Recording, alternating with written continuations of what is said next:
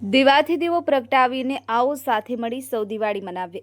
આ હેતુને ખરા અર્થમાં સાર્થક ઉનાના એક દિવાળી માનવતા ગ્રુપે કર્યું। દિવાળીના તહેવારમાં હર કોઈ લોકો નવા કપડાઓ પહેરી અને તહેવારની ઉજવણી કરતા હોય છે, ત્યારે ગરીબ અને કપડાની જરૂરિયાતવાળા લોકોને કપડાં અને જરૂરી વસ્તુઓ મળી રહે તે હેતુથી ઉનાના યુવાન મિત્રોએ 9 વર્ષ પહેલા આ વિચારને ભેગા મળી શરૂઆત કરી।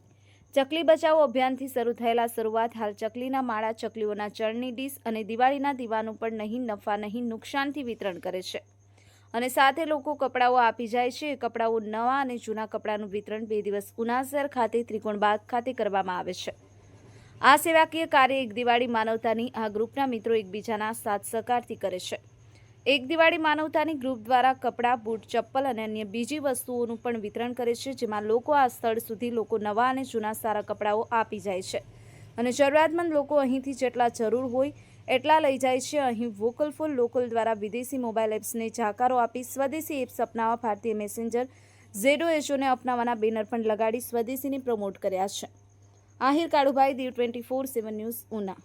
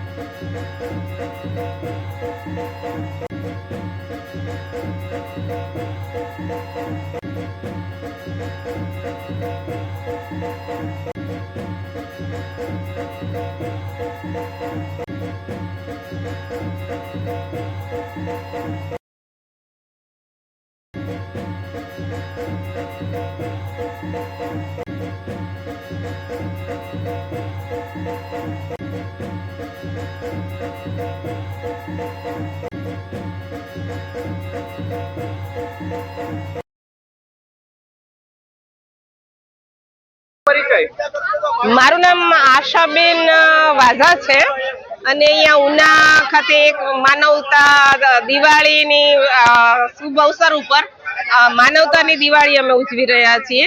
તો અમારું જે ગ્રુપ છે Giants group of Una Saheli, હમણાં અમે એમનું ઓપનિંગ કર્યું છે અને હું એની પ્રેસિડેન્ટ છું અને અમે સારા નવા કામો કરવા માંગીએ છીએ। પ્રોજેક્ટ અમારા અલગ અલગ હોય છે સેવાના, જેમ કે કુપોષિત બાળકોનો અમે એક મોટો પ્રોજેક્ટ કરવા જઈ રહ્યા છીએ કે ઉનામાં અને ઉનાની આજુબાજુમાં જે બાળકો છે જે કુપોષિત છે એને અમે પોષણ મળે એ માટે થઈને મોટો પ્રોજેક્ટ કરવા જઈ રહ્યા છીએ।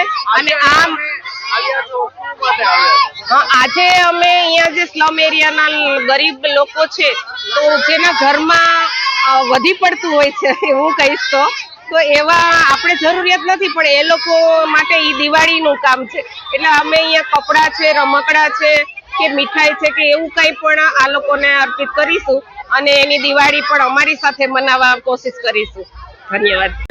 ચંદ્રેશ કુમાર નવલભાઈ જોશી, રાધેભાઈ, એક દિવાળી માનવતા ગ્રુપ સદસ્ય।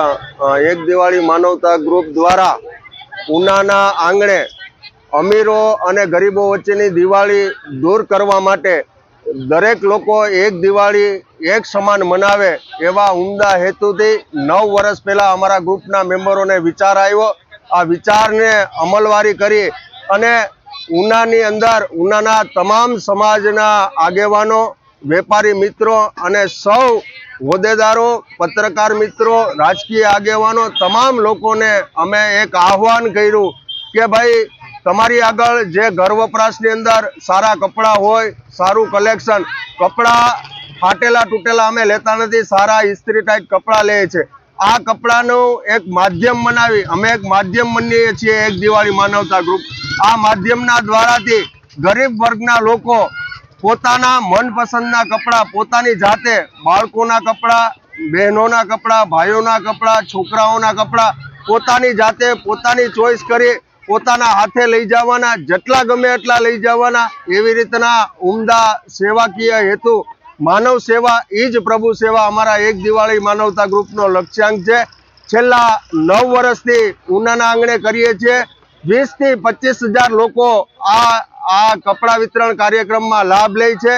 એ પણ અમીરોની સાથે એક સારી રીતે દિવાળીનો પર્વ મનાવે છે. એવા ઉમદા હેતુથી 9 વર્ષથી ઉનાના આંગણે, ઢોકળવામાં 4 વર્ષથી, ગીર ગઢડામાં 4 વર્ષથી અને ગીર સોમનાથ વેરાવળ મુકામે 3 વર્ષથી અમે આ કાર્ય ચાલુ છીએ.